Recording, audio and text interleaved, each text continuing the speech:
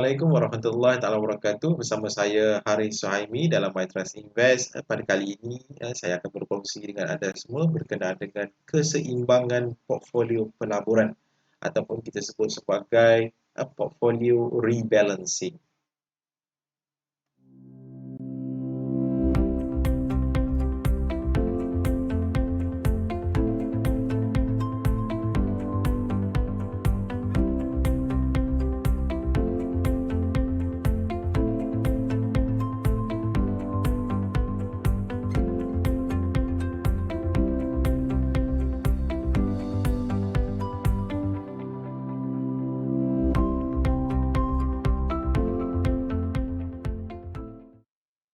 Baik, sebelum ni saya ada berkongsi berkenaan dengan portfolio pelaburan yang mana di dalam portfolio pelaburan itu kita letakkan komposisi pelaburan kita di dalam sebahagiannya di dalam aset yang berisiko tinggi ya, dan sebahagiannya kita laburkan di dalam aset berisiko rendah seperti dana bond.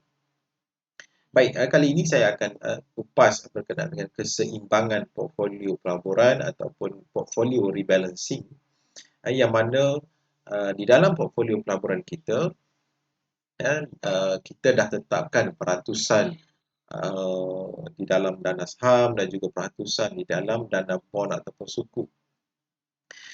Dan sebenarnya apabila kita dah tetapkan komposisi di dalam portfolio kita ini, sebenarnya kita perlu rebalancing ataupun kita seimbangkan portfolio kita ini apabila berlakunya dua keadaan.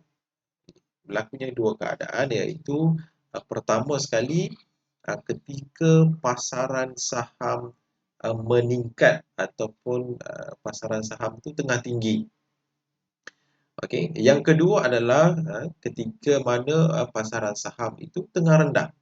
Okey, kita tumpukan pelaburan kita ini di dalam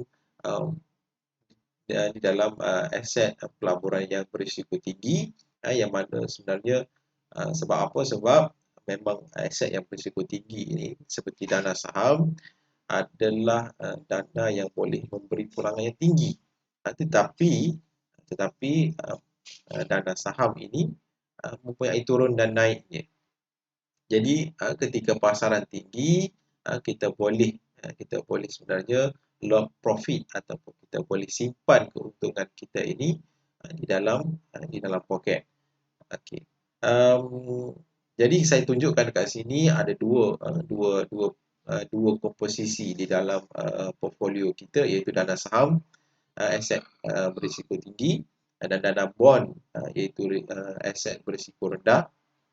Jadi apabila pasaran saham tengah tinggi, okey, kita boleh pindahkan sebahagian daripada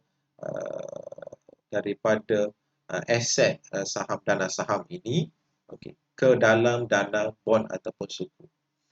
Okey. Yang kedua adalah apabila pasaran saham rendah, kita boleh pindahkan sebahagian daripada dana bond ataupun sukuk tersebut ke dalam dana saham. Mengikut peratusan asal pelaburan yang kita buat. Sebagai contoh saya ambil kita punya portfolio adalah bersifat agresif yang mana 75% pelaburan kita buat di dalam dana saham dan 25% pelaburan kita dalam dana bond ataupun sukuk. Baik, apabila pasaran tengah tinggi, peratusan dana saham kita akan meningkat.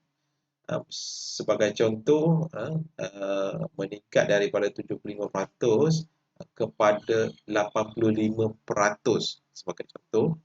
Jadi, lebihan daripada peratusan asal kita pindahkan daripada dana saham itu kepada dana bond. Menjadikan komposisi aset pelaburan kita itu seimbang balik kepada komposisi asal. Okay. Itu saja perkongsian saya pada kali ini. InsyaAllah kita jumpa lagi dalam video seterusnya. Assalamualaikum.